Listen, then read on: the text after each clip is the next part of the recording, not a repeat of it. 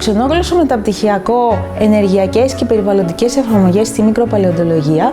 Industrial and Environmental Applications in Micropaleontology, αποτελεί μια πρωτοβουλία του Τμήματος Γεωλογίας και Γεωπεριβάλλοντος του Πανεπιστημίου Αθηνών στα πλαίσια της γενικότερης εξωστρέφειας του Πανεπιστημίου.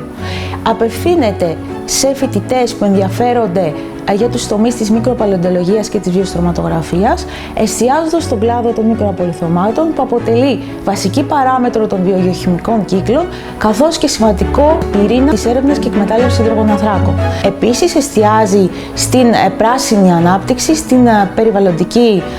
παρακολούθηση, στην ενεργειακή μετάβαση.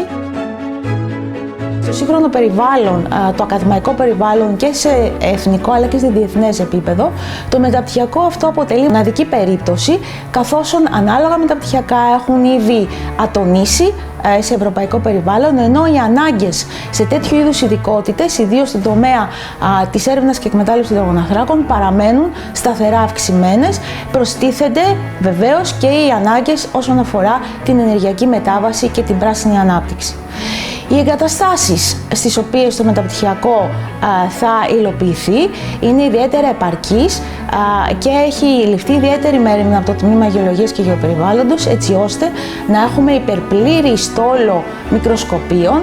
σε διάφορες εξειδικεύσεις: πολιτική μικροσκοπία, οπτική μικροσκοπία, στερεοσκόπια, ηλεκτρονικό μικροσκόπιο, σε υπερσύγχρονες αίθουσες με ηλεκτρονικούς υπολογιστές και γενικότερα όλες τις σύγχρονες δυνατότητες. Επίσης, το μεταπτυχιακό πλαισιώνεται από μια κρίσιμη μάζα ιδιαίτερα εξειδικευμένου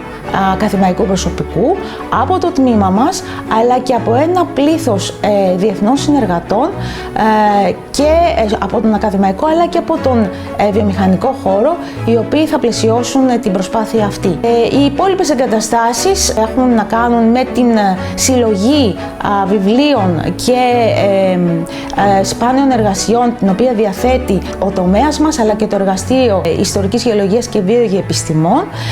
από εγκαταστάσεις του εργαστηρίου, τμήμα παρασκευής λεπτών τομών, υπερσύγχρονο παρασκευαστήριο, υγρό παρασκευαστήριο για τις ανάγκες και της μικροπαλαιοντολογικής παρασκευής δειγμάτων, αλλά και της παλινολογικής επεξεργασίας, καθώς επίσης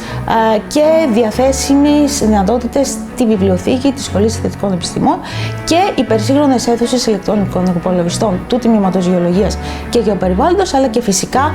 όλο τον στόλο των αμφιθεάτρων και των αιθουσών διδασκαλίας του τμήματος.